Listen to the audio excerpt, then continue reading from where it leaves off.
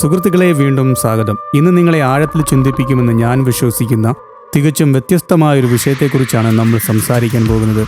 വളരെയേറെ കാലങ്ങൾക്ക് മുമ്പ് ഭൂമിയിൽ ഉണ്ടായിരുന്നെന്ന് കരുതപ്പെടുന്ന ഭീമാകാരമായ പുരാതന വൃക്ഷങ്ങളെക്കുറിച്ചും നെഫിലിം എന്നറിയപ്പെടുന്ന ഭീമന്മാരെക്കുറിച്ചും ചർച്ച ചെയ്ത ഒരു വീഡിയോ ഞാൻ മുമ്പ് പങ്കുവച്ചിരുന്നു.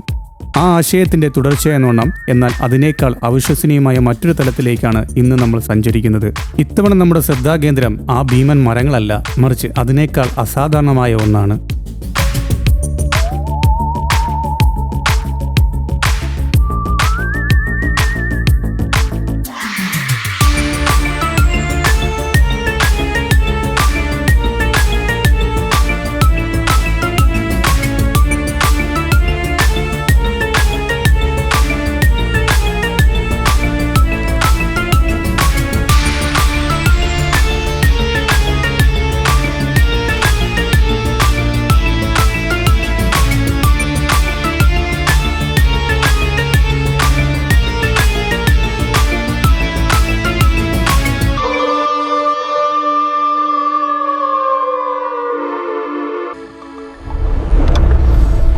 Welcome to JJTV Mystery World. Walk with me, no fear.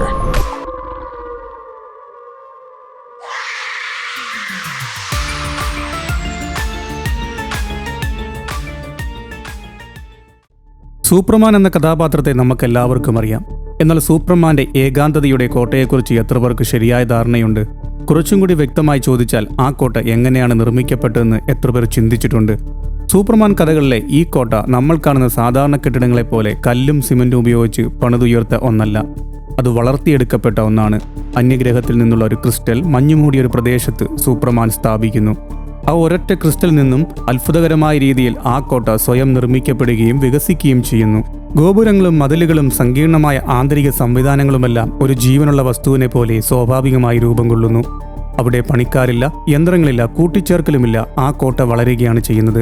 ഊർജവും ഹോളോഗ്രാമുകളും മറ്റു ഉപകരണങ്ങളും എല്ലാം ആ ഒരൊറ്റ ക്രിസ്റ്റൽ സ്രോതസ്സിൽ നിന്നും ഉൽപ്പാദിപ്പിക്കപ്പെടുന്നു.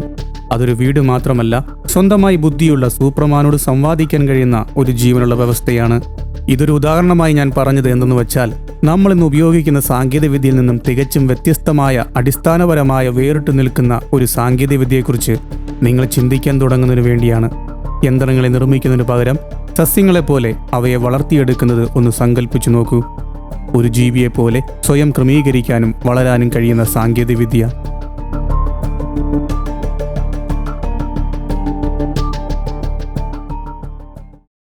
ഇനിയൊരു നിമിഷം നിങ്ങൾ ചുറ്റുമുള്ള ലോകത്തേക്ക് ഒന്ന് നിരീക്ഷിക്ക്. പ്രകൃതിയിലെ കൂർത്ത മലനിരകളും കൊടുമുടികളും ശ്രദ്ധിച്ചാൽ അവയുടെ രൂപഘടനയിൽ ഒരുതരം യാന്ത്രിക കൃത്യത നിങ്ങൾക്ക് കാണാൻ സാധിക്കും. അവയിൽ ചിലത് മരിച്ചുപോയ ഏതൊക്കെയോ ഭീമൻ യന്ത്രങ്ങളുടെ ഗീറുകളോ ചക്രങ്ങളോ ആണെന്ന് തോന്നിപ്പോകും. നദികൾ ഒഴുകുന്നതും ശാഖകളായി പിരിയുന്നതും ശ്രദ്ധിക്കുക. അവ വെറും യാദൃച്ഛികമല്ല, മറിച്ച് ക്രമരഹിതമെന്ന് വിളിക്കാൻ കഴിയാത്തത്ര കൃത്യതയാർന്ന പാറ്റേണുകളാണ് അവ പിന്തുടരുന്നത്.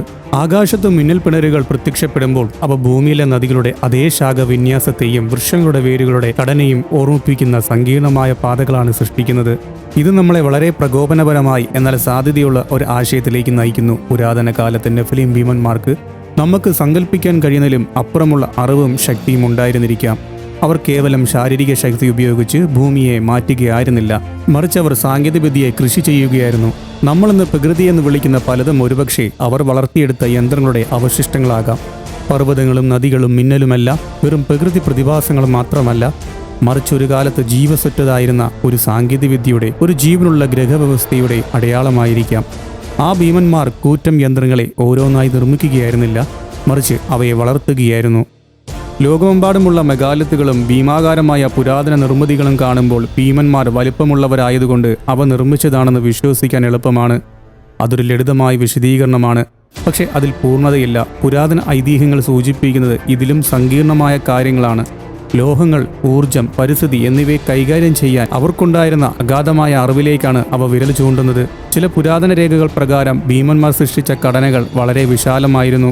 അതുകൊണ്ട് തന്നെ ഇന്ന് നമ്മൾ പർവ്വതങ്ങളായി കാണുന്ന പലതും യഥാർത്ഥത്തിൽ പുരാതന യന്ത്രങ്ങളുടെയോ എഞ്ചിനുകളുടെയോ അല്ലെങ്കിൽ പ്രവർത്തനരഹിതമായ കൂറ്റൻ വാഹനങ്ങളുടെയോ കാലഹരണപ്പെട്ടതും നശിച്ചുപോയതുമായ അവശിഷ്ടങ്ങളായിരിക്കാം.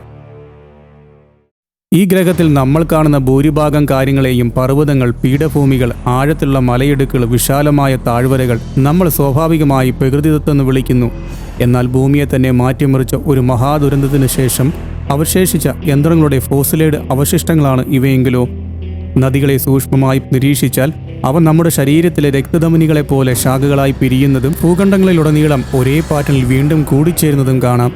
മരങ്ങൾ വളരുന്നതും വേരുകൾ പടരുന്നതും ഇതേ സങ്കീർണമായ ശൃംഖലകളിലാണ്. ആകാശത്തിലെ മിന്നലുകൾ സയന്റിസ്റ്റുകാർ ഫ്രാക്ടലുകൾ എന്ന് വിളിക്കുന്ന ആവർത്തന പാറ്റേണുകളിലാണ് സഞ്ചരിക്കുന്നത്.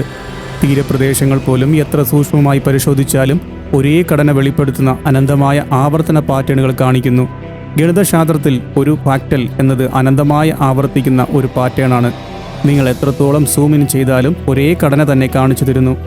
മനുഷ്യ ശരീരത്തിലെ രക്തക്കുഴലുകൾ മുതൽ ഭൂഖണ്ഡങ്ങളെ നയിക്കുന്ന നദീതടങ്ങൾ വരെ എല്ലായിടത്തും ഈ ഫ്രാക്ടൽ പാറ്റേണുകൾ കാണപ്പെടുന്നു.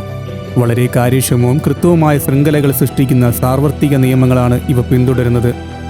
വെള്ളം, പാറ, ഊർജം എന്നിവ എങ്ങനെയാണ് ഇത്രയും കൃത്യതയാർന്ന ഘടനകൾ സ്വയം കൊത്തിയെടുക്കുന്നത് എന്നതാണ് ചോദ്യം. ശാസ്ത്രം ഇതിനെ പ്രകൃതിയുടെ ഒപ്റ്റിമൈസേഷൻ എന്ന് വിളിക്കുന്നു. ഏറ്റവും കുറഞ്ഞ ഊർജ്ജം ഉപയോഗിച്ച് ഒഴുകാൻ നദികളെ കാലക്രമേണ പരിണമിച്ചതാണെന്ന് അവർ പറയുന്നു. ബോധപൂർവമായ ഒരു രൂപകൽപ്പനയില്ലാതെ തന്നെ ക്രമം രൂപപ്പെടുന്ന സ്വയം സംഘടിത സംവിധാനം എന്നാണ് ഇതിനെ വിശേഷിപ്പിക്കുന്നത്. ഇത് ശാസ്ത്രീയമായി ശരിയാണെന്ന് തോന്നാമെങ്കിലും എന്തുകൊണ്ടാണ് ഈ സാർവത്രിക പാറ്റേണുകൾ എല്ലായിടത്തും ഒരുപോലെ നിൽക്കുന്നത് എന്നത് ആഴത്തിലുള്ള ചോദ്യത്തിന് ഇത് ഉത്തരം നൽകുന്നില്ല.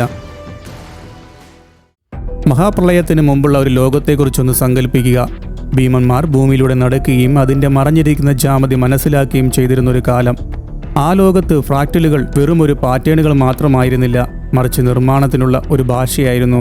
നമ്മൾ ചെയ്യുന്നത് പോലെ യന്ത്രങ്ങളെ നിർമ്മിക്കുന്നതിന് പകരം കൃത്യമായ ഗണിതശാസ്ത്ര തത്വങ്ങളും ഊർജ്ജ തത്വങ്ങളും ഉപയോഗിച്ച് ഭീമന്മാർ അവയെ വളർത്തിയെടുത്തിരുന്നെങ്കിലോ.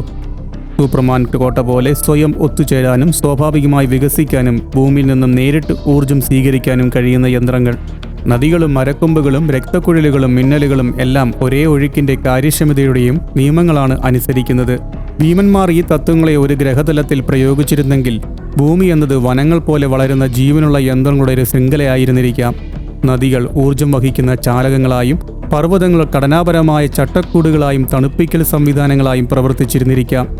ഈ സംവിധാനങ്ങൾ ജീവസുറ്റതായിരുന്നപ്പോൾ ഭീമന്മാർ വെറും നിർമ്മാതാക്കൾ മാത്രമായിരുന്നില്ല, മറിച്ച് നമ്മുടെ ചിന്തകൾക്കും അപ്പുറമുള്ള ലക്ഷ്യത്തോടെയും ബുദ്ധിയോടെയും വളർത്തിയെടുത്ത ഒരു പ്ലാനറ്ററി നെറ്റ്വർക്കിൻ്റെ എഞ്ചിനീയർമാരും പരിപാലകരുമായിരുന്നു അവർ. ഫ്രാക്ടലുകൾ എല്ലായിടത്തും പ്രത്യക്ഷപ്പെടുന്നു. ജീവൻ, ഊർജം, ഘടന എന്നിവയിൽ തമ്മിൽ ബന്ധിപ്പിക്കുന്ന പ്രപഞ്ചത്തിന്റെ ഒരു കയ്യൊപ്പായി അത് നിലകൊള്ളുന്നു. മരങ്ങളിലും നദികളിലും ഗാലക്സികളിലും ചുഴലിക്കാറ്റുകളിലും എന്തിനു മനുഷ്യ മസ്തിഷ്കത്തിലെ നാഡീവ്യൂഹങ്ങളിൽ പോലും അവ കാണപ്പെടുന്നു. തീർത്തും വ്യത്യസ്തമായ സിസ്റ്റങ്ങളിൽ ഒരേ പാറ്റേണുകൾ ആവർത്തിക്കുമ്പോൾ അതിനു പിന്നിൽ ഒരു ഇൻ്റലിജൻ്റ് ഡിസൈൻ ഉണ്ടെന്ന ആശയം തള്ളിക്കളയാൻ പ്രയാസമാണ്. ഇന്ന് നമ്മൾ കാണുന്ന പർവ്വതങ്ങളും നദികളും മലയിടുക്കുകളുമെല്ലാം ഒരു കാലത്ത് ജീവസുറ്റതും പ്രവർത്തനക്ഷമവുമായ യന്ത്രങ്ങളായിരുന്നുവെന്നും മഹാപ്രളയം ഈ ഭീമാകാരമായ സിസ്റ്റങ്ങളെ നശിപ്പിച്ചുവെന്നും അവയെ വെറും കല്ലും മണ്ണുമായി മാറ്റിയതാകാമെന്നും കരുതേണ്ടിയിരിക്കുന്നു. നമ്മളിന്ന് ജിയോളജി എന്ന് വിളിക്കുന്നത് കാലക്രമേണ മരിച്ചുപോയതും നമ്മുടെ കൺമുൻപിൽ തന്നെ ഒളിഞ്ഞിരിക്കുന്നതുമായ പുരാതന സാങ്കേതികവിദ്യയുടെ ഫോസിലുകൾ മാത്രമായിരിക്കാം. ഉദാഹരണത്തിന് സഹാറയുടെ കണ്ണ് എന്നറിയപ്പെടുന്ന ഘടനയൊന്ന് നോക്കൂ. അതൊരു ഭീമൻ ചക്രത്തെയോ ബെയറിംഗിനെയോ പോലെ തോന്നിക്കുന്നില്ലേ? കൃത്യതയോടെ കൊത്തിയെടുത്ത ഭീമാകാരമായ ഗീറുകൾ പോലെ തോന്നിക്കുന്ന മലയിടുക്കുകളെക്കുറിച്ച് ചിന്തിക്കൂ. ഉപഗ്രഹ ചിത്രങ്ങൾ പരിശോധിച്ചാൽ ക്രമരഹിതമായ മണ്ണൊലിപ്പിനേക്കാൾ ഉപരിയായി മെക്കാനിക്കൽ ഡിസൈനുകളുടെ സാമ്യമുള്ള ജാമതീയ പാറ്റേണുകൾ നിറഞ്ഞ പ്രകൃതി ദൃശ്യങ്ങൾ കാണാൻ സാധിക്കും. ഒരുപക്ഷെ ഭീമന്മാരുടെ തെളിവുകൾ നഷ്ടപ്പെട്ട നഗരങ്ങളിലോ കുഴിച്ചിട്ട വസ്തുക്കളിലോ അല്ല, മറിച്ച് ഭൂമിയുടെ തന്നെ ആകൃതിയിലാണ് കിടക്കുന്നത്.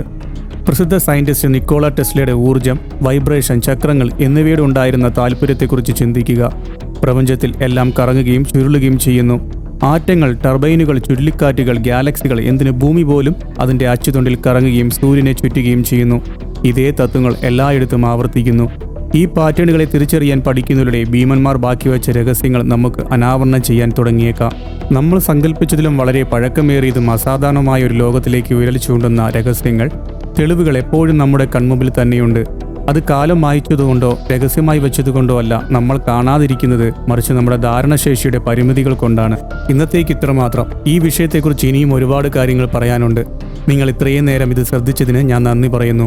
ഈ വിഷയത്തെക്കുറിച്ചുള്ള നിങ്ങളുടെ ചിന്തകളും അഭിപ്രായങ്ങളും താഴെ കമൻറ്റ് ചെയ്യാനും ഈ അറിവ് മറ്റുള്ളവരിലേക്ക് എത്തിക്കാനും ലൈക്ക് ചെയ്യാനും ഷെയർ ചെയ്യാനും ഞാൻ നിങ്ങളെ പ്രോത്സാഹിപ്പിക്കുന്നു.